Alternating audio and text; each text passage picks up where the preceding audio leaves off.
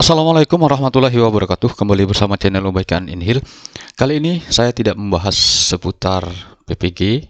Kali ini saya membahas seputar P3K guru yang sudah hampir memasuki minggu ketiga penundaan pengumuman hasil seleksinya, baik itu yang P1 yang sudah PG, P2, THK honorer yang juga menunggu mendapatkan formasi, termasuk juga P3 yang sangat banyak, honorer lebih dari 3 tahun di sekolah negeri. Yang keempat adalah P4-nya guru-guru honorer di sekolah swasta maupun di sekolah negeri yang terdaftar di Dapodik, tentunya di bawah 3 tahun jika honorer di sekolah negeri. Nah, juga sudah melakukan tes daerah-daerah yang tentunya membuka formasi P4-nya. Nah, di sini informasi terbaru di Bu Nunu Suryani, salah satu rujukan para YouTuber. Beliau ini adalah sekjen ini di Kemendikbud. Saya tidak tahu pasti jabatan beliau ini, karena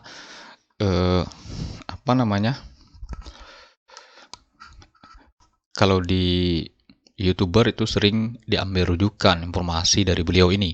Nah, ini misalnya jumlah formasi yang dibutuhkan di tahun 2023 nanti.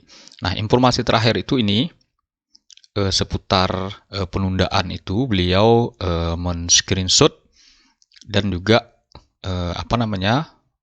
membuat komentarnya di sini, Bapak Ibu guru mohon perhatian. Nah, ini sebenarnya di sini dari pengumuman atau kalimatnya ini sebenarnya karena agak berbeda. Di sini pengumuman hasil seleksi ditunda sampai dengan pemberitahuan lebih lanjut. Biasanya jika waktunya itu sebentar, itu tidak menggunakan kata lanjut. Nah, ini karena ada lanjut, jadi memang bisa lama sebenarnya. Namun yang saya bahas bukan itu. Yang saya bahas dari informasi ini adalah ada beberapa poin atau alasan yang sangat logis atau masuk akal ditundanya pengumuman ini. Ini versi telaah saya. Nah, juga salah satu alasan dari Bu Nunu ini yang dibahas oleh para YouTuber dan seterusnya. Yang pertama adalah alasan Bu Nunu ini di zoom-zoomnya itu, yaitu mengoptimalkan guru-guru yang P1 atau yang sudah lulus PG yang tersisa saat itu, kalau tidak salah saya sekitar 46.000 dari 193.000 yang tersisa yang sudah lulus PG yang belum mendapat formasi. Nah, setelah di tahap 3 di akhir tahun 2022 dapat informasi tersisalah lagi 46.000. Nah, 46.000 itulah yang ingin diselamatkan oleh Kemendikbud melalui pernyataan Bu Nunu ini, agar nanti tidak menjadi polemik lagi atau tidak menjadi permasalahan lagi. Nah, sebenarnya memang sulit dari 46.000 itu. Kenapa sulit? Karena ada beberapa mapel gemuk. Maksudnya dari tes tahun 2021 tersebut, tahap 1 dan tahap 2, itu banyak yang lulus PG. Nah, okelah datanya misalnya diambil di tahap 2. Nah, itu sangat banyak yang lulus PG karena mapel-mapel gemuk tadi. Misalnya matematika, di setiap sekolah itu rata-rata membuka formasi. Nah, dan banyak yang lulus PG. Begitu juga dengan bahasa Indonesia. Nah, belum lagi prakarya dan seterusnya, seluruh Indonesia. Nah, ini yang repot untuk dilakukan penempatan. Nah, berbeda misalnya dengan guru agama yang sedikit formasinya di tahun itu, bahkan ada yang tidak ada. Itu alasan yang pertama, untuk menyelamatkan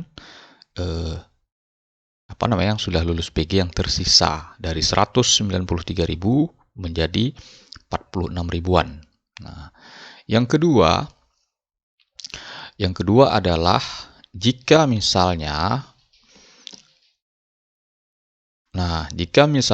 formasi ini, Bapak Ibu bisa lihat, jika misalnya formasi ini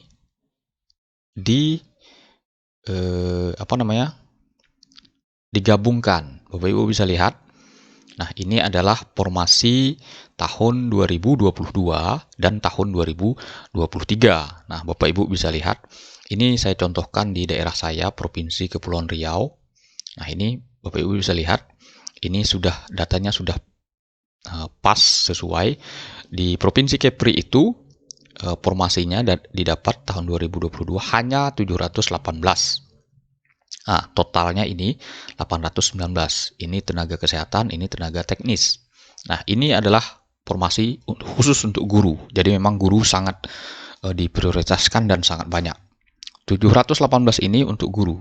Saya dapat informasi 200 lebihnya itu untuk yang sudah lulus PG atau P1.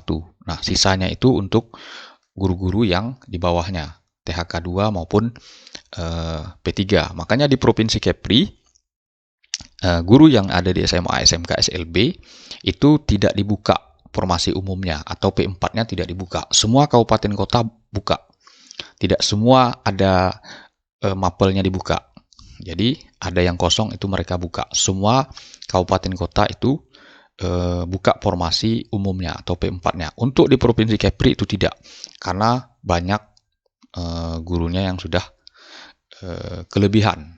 Nah, untuk tahun 2023, Bapak Ibu bisa lihat, formasi gurunya 1.552.